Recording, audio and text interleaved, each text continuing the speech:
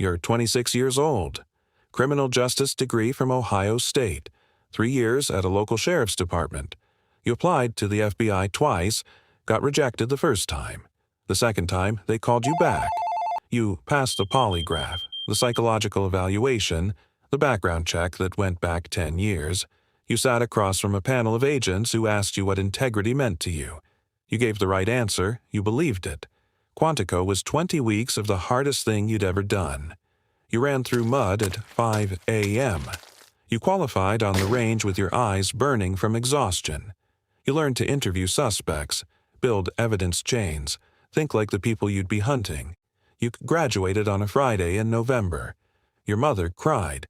Your father shook your hand. You got assigned to the Chicago field office, organized crime division. You thought that was exactly where you wanted to be. The first thing you notice is how much paperwork there is. Not the exciting kind. The crushing, soul-flattening kind. visa applications, 302 interview reports, evidence logs, subpoena documentation. You spend your first 4 months reviewing financial records for a money laundering case that won't go to trial for 2 years. Your supervisor is a man named Holt, 54 years old, reading glasses, a coffee mug that says world's okayest agent that somebody gave him as a joke 10 years ago and he never threw away. He's been with the Bureau since before you were in high school. He knows everything and does nothing fast. You ask him once about a case that seems to have gone quiet. A Serbian organized crime network you'd been briefed on, active in the city for years, moving narcotics, running extortion on restaurant owners in the North Side. Holt looks at you over his glasses. He says, "Some cases are complicated." You say, "Complicated how?" He goes back to his coffee. You don't ask again. But you start paying attention. 8 months in, you get pulled into a joint task force. FBI, DEA, Chicago PD. The target is a crew running stolen vehicles from Indiana through Illinois and into a chop shop network that sells the parts overseas. Small stuff by organized crime standards, but it connects upward. The crew works for a man named Petrov. Petrov works for people nobody puts in reports. You spend 6 weeks on surveillance. You're good at it. Patient, precise, detail-oriented. You build a timeline that your task force commander calls the best piece of investigative work he'd seen from a second-year agent. Then the operation gets reassigned. Not shut down.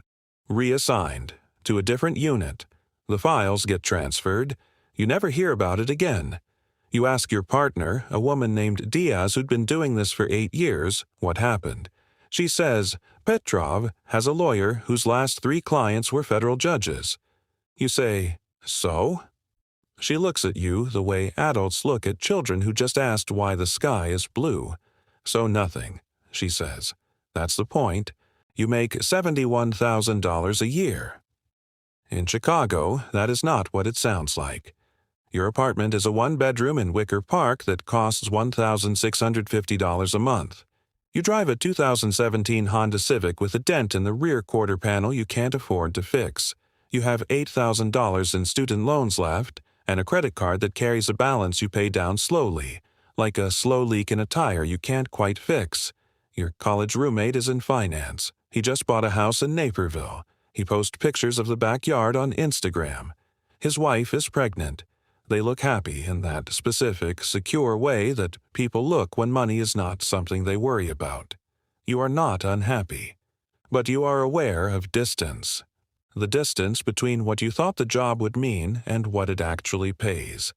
The distance between the oath you took and the cases that go quiet for reasons nobody explains. The badge means something. You still believe that. But the shine is different than it was at Quantico.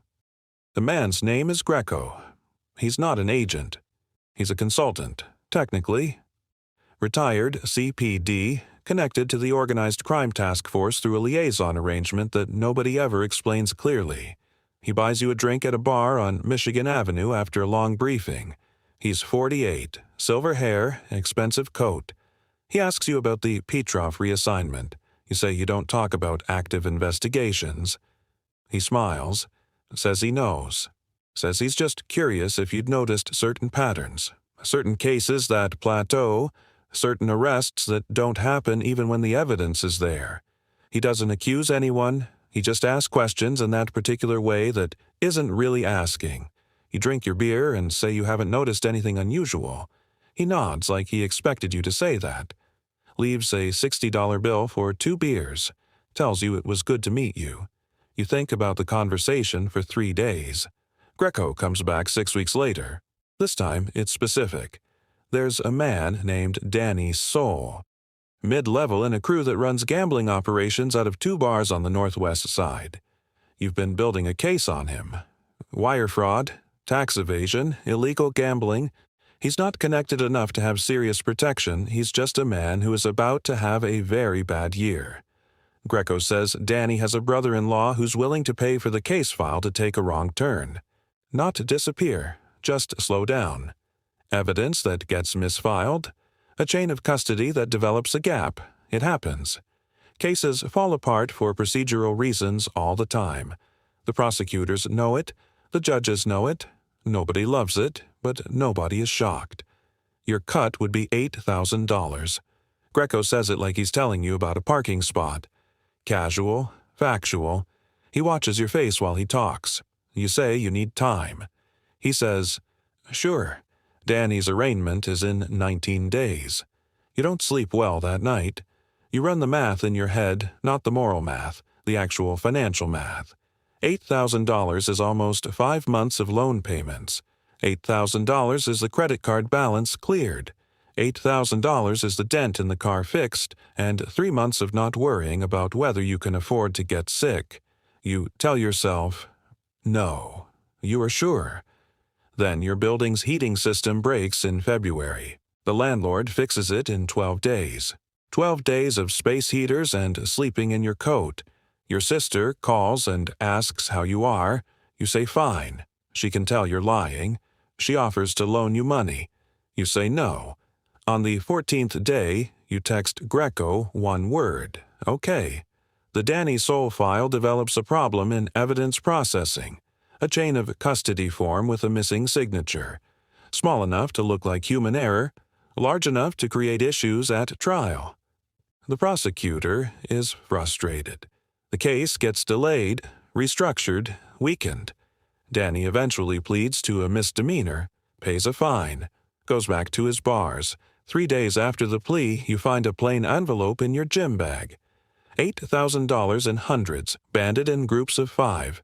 You count it in your car in the parking garage. You expect to feel sick. You feel relieved.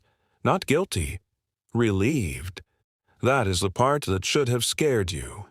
It didn't. The second job is easier than the first. A phone call you don't make. A tip that comes in and sits in a queue for 72 hours instead of being processed that morning. A search warrant that you approve but route through a slower clerk so it takes 4 days instead of 1. Small inefficiencies. Bureaucratic friction. The kind of thing that happens in large institutions constantly. For no corrupt reason at all. You are just adding a few more to the pile. Intentionally. For money. You tell yourself the system is already slow. You're just slow in a specific direction. The money adds up. By month 8, you've cleared $34,000 above your salary. You pay off your loans. You get the car fixed. You move to a better apartment, 2 bedrooms, a building with a doorman. Not extravagant, just functional. Comfortable. You tell your sister you got a bonus and a raise. She says you deserve it. You change the subject. Greco introduces you to the others slowly, the way you ease someone into cold water.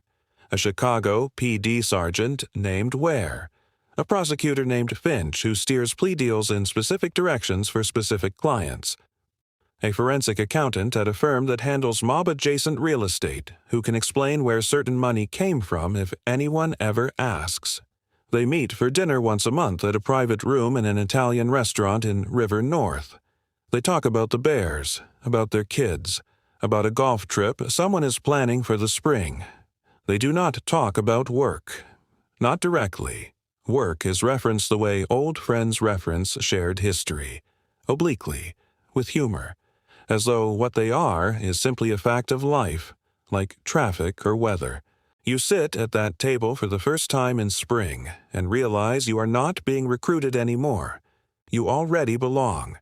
You meet a woman named Nadia at a gallery opening your neighbor dragged you to. She's a landscape architect.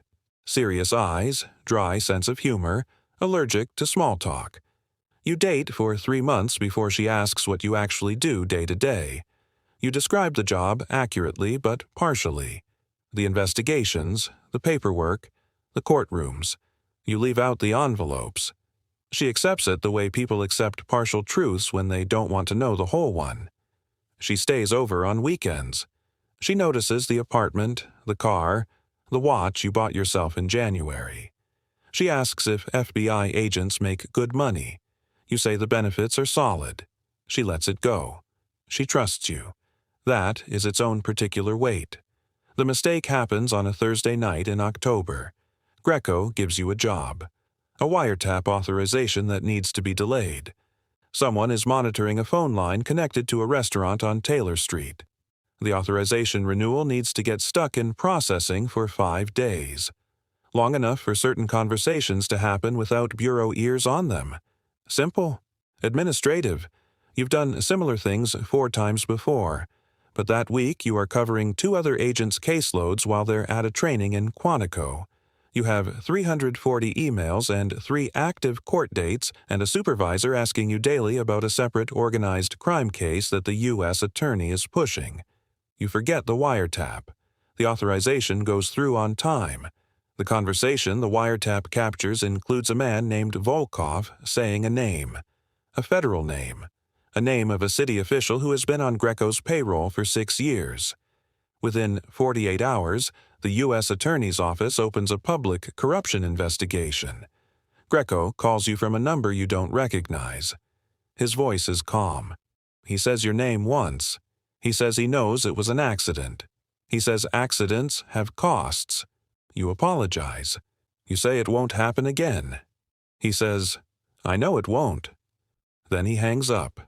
The repair job is bigger than anything you've done before. A witness named Paulson, former bookkeeper for a crew connected to the restaurant on Taylor Street. He's been cooperating with the public corruption investigation for 2 months. His witness statement is thorough, dated, corroborated. He's the kind of witness prosecutors love. You don't touch Paulson. You touch his statement. You have access to the evidence management system. You access the digital file on a Saturday when the office is quiet. You change 3 dates. Not the content, just the timeline. Paulson claims to have witnessed a meeting on March 14th. After your edit, his statement says March 24th. The meeting on March 24th has 4 alibi witnesses. The meeting on March 14th does not. It takes 11 minutes. The defense attorney catches the discrepancy at deposition. Paulson's credibility collapses. The public corruption case narrows significantly. The city official retains counsel and says nothing. Your cut is $30,000, the most you have ever received at once. You deposit it in pieces across 4 accounts over 8 weeks. You know how this works by now. You've seen enough financial crime investigations to understand exactly what not to do. You throw up in the precinct bathroom that Saturday before you leave. You stand at the sink afterward and look at yourself in the fluorescent light for a long time. Then you go home. You make dinner. You watch something on television. Nadia calls and you talk for 40 minutes about nothing important. You laugh at something she says. The human capacity to move forward is terrifying when you think about it clearly. The investigation starts quietly, the way they always do. An agent named Castillo transfers into the Chicago field office from D.C. in January. He's 35, lean, speaks carefully, never joins the group for lunch. He's assigned to a vague internal review of procedural compliance. Nobody seems to know who requested it. You know exactly what it is. You watch him the way you used to watch suspects. You notice which files he pulls, which agents he interviews, how long he sits with certain supervisors. He is methodical in a way that tells you he was trained to find specific things. You tell Greco. Greco says he's aware, says internal affairs investigations almost never reach their conclusions. Too many moving parts, too many interests at stake. He sounds confident. But at the dinner in February, the Sergeant Ware doesn't come. The prosecutor Finch cancels last minute. You sit with 2 people instead of 5, and nobody talks about the golf trip. The water's getting colder. Nobody says so out loud. Castillo interviews you on a Tuesday in March. A conference room on the 4th floor. A recorder on the table, visible, noted in the transcript. He goes through 3 years of case files with you, methodically, asking about procedures, about timelines, about specific dates when evidence was accessed. He doesn't tip his hand. He doesn't need to. The questions tell you everything. He's not looking for patterns. He's confirming patterns he already found. At the end of the interview, he closes his folder. He asks if you've ever been offered anything of value in exchange for official action or inaction. He uses exactly those words. Official action or inaction. You say no. Your voice is steady. Your hands are in your lap where he can't see them. He writes something down. He thanks you for your time. He shakes your hand at the door. His grip is firm. He holds it 1 second longer than necessary. You go to the bathroom and sit in a stall for 15 minutes before you can trust your legs. Greco texts you an address, a parking garage near the United Center. Level 4, space 47, 11 p.m. on a Wednesday. He's already there when you arrive. He looks smaller than usual in the fluorescent light. He's 48 years old, and tonight he looks 60. He tells you Castillo has bank records. 3 of them. Not yours, not yet. But the accounts are adjacent. People who received funds from people who received funds from people who have your name in their phones. He says the prosecutor Finch is already talking to federal investigators. Has been for 2 weeks. Finch is giving names. Greco doesn't say your name specifically. He doesn't have to. He asks if you'll hold, if it comes to it, if you're interviewed again, under different circumstances, with different questions. You look at him in the parking garage light. Silver hair, expensive coat, the man who handed you an envelope in a gym bag and changed every assumption you had about who you were. You say you need to think about it. He nods like he expected that. He tells you to think quickly. He drives away. You stand in space 47 for a long time. The smell of concrete and exhaust. Cars on the highway somewhere below you. A constant sound like the ocean if you close your eyes and lie to yourself. You drive home. Your apartment is quiet. Nice furniture. Good kitchen. A photograph on the mantel of you and your mother at your Quantico graduation. She's crying. You're smiling. You look like someone who had just done something to be proud of. You pour a glass of water and stand at the kitchen window watching the street below. Late-night Chicago. Cabs and the last of the dinner crowd. A couple arguing on the corner. 2 kids on bikes. Your phone has 2 unread texts from Nadia asking if you want to get brunch Sunday. Normal. She doesn't know. She can't see it on you. Or she sees something but hasn't named it yet. People are good at not naming things they don't want to know. Somewhere right now, Castillo is in a hotel room or a field office building a case. Somewhere, Finch is sitting across from federal prosecutors spelling out names in exchange for a lighter charge. Somewhere, Paulson's family is still wondering why his testimony fell apart and why the case went quiet and why no one was held accountable for what happened to them. You're the reason, not the system, not the corruption that was already there when you arrived. You. You made specific choices with specific consequences for specific people who never knew your name. The badge is in your drawer. You look at it sometimes and try to remember what it felt like to put it in your pocket for the first time. The weight of it. What you thought it meant. You don't know what to do next. That's the honest answer. You could call the OPR. You could lawyer up. You could disappear. Start over somewhere. You could hold, the way Greco asked, and hope the investigation runs out of rope before it reaches you. None of those options feel real. They all feel like things that happen to other people, in movies, in the careers you watched from a distance before you were you. The city moves below your window. It doesn't know you exist. It doesn't know what you did to it.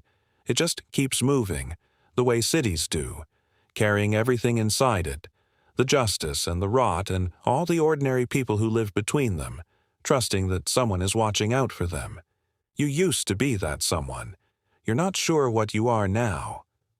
The phone buzzes. Nadia. Brunch Sunday? You pick it up. You start typing yes. Your hands are steady. That's the part that keeps you awake at night. How steady they are. How practiced. How easily the person you used to be has learned to stay quiet inside the person you became. You send the text. You go to bed. Somewhere across the city, a file with your name in it grows 1 page longer in the dark.